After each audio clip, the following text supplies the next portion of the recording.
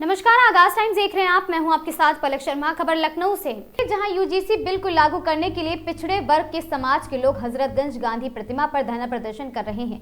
UGC लागू कराने की मांग को लेकर यूजीसी जैसे आए थे वैसे लागू किया जाए और उन लोगों पर मुकदमा लिखने की बात कर रहे हैं जो स्वर्ण समाज के लोग विरोध कर रहे हैं। उन पर मुकदमा लिखने की बात कर रहे हैं और कहा है कि यही लोग विरोध कर रहे हैं। यूजीसी हमारा अधिकार है।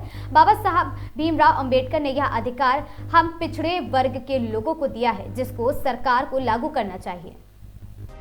अपना परिचय दे दिए, क्या है मांगे आप लोगों की? आप लोग बैठे हुए हैं। देखिए, मैं रामचंद्र पटेल, अध्यक्ष अखिल भारतीय पिछड़ा वर्ग महासंघ और तमाम संगठनों के संयुक्त तत्वाधान में आज हम लोग बाबा साहब के प्रतिमा, चूँकि बाबा साहब के संविधान से ही हमें हक अधिकार और संरक्षण प्राप्त है, तो हमारे हक और अधिकार और संरक्षण में बाधा उत्पन्न पड़ रहे हैं लोग।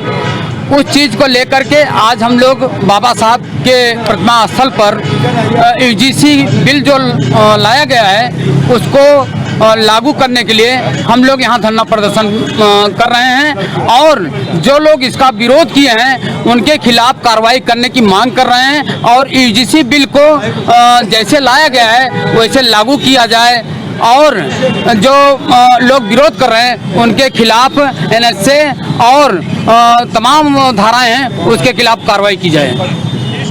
सरकार से मांग करते हैं और सरकार से मांग करते हैं कि नहीं, पार्लियामेंट में पास तो है ही है, पार्लियामेंट में पास है तभी बिल लागू हुआ है, लेकिन जो सुप्रीम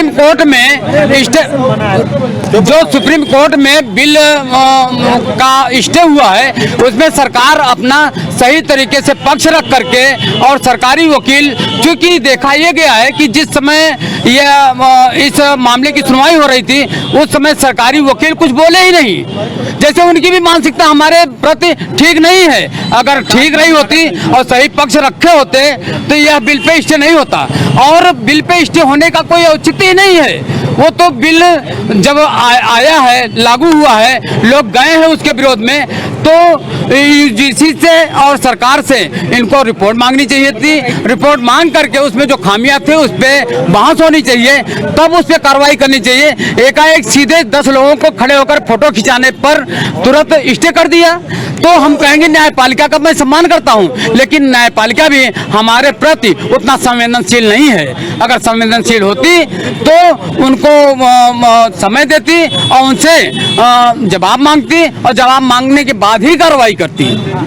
तो मैं न्यायपालिका से भी कहूंगा कि शोषित, वंचित और दलित पिछड़े के ऊपर जो उत्पीड़न हो रहा है और जो अत्याचार हो रहा है, जिसके संरक्षण के लिए यह बिल आया है और इसको लागू करने की कार्रवाई करें। आप लोग प्रदर्शन कर रहे हैं, क्या है? मैं इंजीनियर शैलेंद्र हूँ, अधिवक्ता हूँ और कांग्रेस पार्टी का एक मैं वरिष्ठ नेता भी हूँ और प्रदेश प्रवक्ता भी हूँ।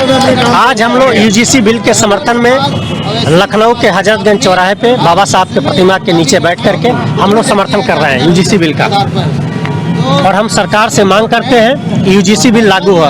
अगर सरकार की नीयत और मंशा साफ होती तो अभी लोकसभा का पार्लियामेंट चल रहा है, लोकसभा और राज्यसभा के पटल पे चर्चा कराए और इस बिल को पारित कराए और 9वीं अनुसूची में शामिल कराए, तब हम मानेंगे कि सरकार की नीयत साफ है। सरकार की मंशा ठीक नहीं थी और सरकार ने अपना सुप्रीम कोर्ट में पक्ष मजबूती से नहीं रखा है, क्योंकि पार्लियामेंट्री बोर्ड की जो कमेटी का गठन हुआ था उसमें ये पाया गया कि 118% विश्वविद्यालयों में, उच्च शिक्षण संस्थानों में, महाविद्यालयों में एक जाति वर्ग विशेष के लोगों को बढ़ावा हुआ है। ये पाया गया है 118.4% की बढ़ोतरी हुई है और यही सुप्रीम कोर्ट में सबमिट किया गया है, क्योंकि रोहित वेमुला की माताजी ने, जब रोहित वेमुला के साथ अत्याचार हुआ, वो एक ओबीसी वर्ग से आते थे, उनकी माताजी सुप्रीम कोर्ट में पीआईएल दाखिल किया।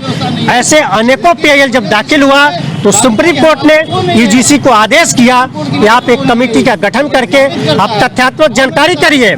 जब तथ्यात्मक जानकारी की गई, उस कमेटी के अध्यक्ष श्री दिग्विजय सिंह थे और अनेकों दलों के मेंबर ऑफ पार्लियामेंट और राज्यसभा सांसद थे। उस कमेटी ने पाया कि तमाम बड़े शिक्षण संस्थानों में 118.4% की बढ़ोतरी हुई है, तो निश्चित रूप से यह न्याय संगत नहीं है। हम यूजीसी बिल को लागू करने के लिए अपील करते हैं, क्योंकि सरकार ने अपना पक्ष ईमानदारी से नहीं रखा।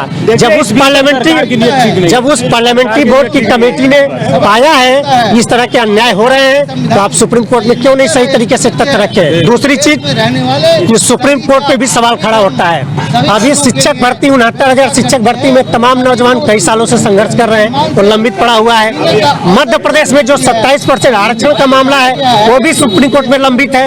अनेकों प्रदेश के वो भी CSC माइनॉरिटी के संदर्भ में सारे मामले लंबित है। तो हम सरकार से मांग करते हैं कि लोकसभा और राज्यसभा के पटल पे इसको चर्चा करा करके पारित कराए। हम लोग समर्थन करेंगे। सरकार की नीयत ठीक नहीं है। जय भीम, जय संविधान। इस खबर में बस इतना ही। ऐसी खबरों से लगातार जुड़े रहने के लिए बने रहें हमारे साथ और देखते रहें आगाज टाइम।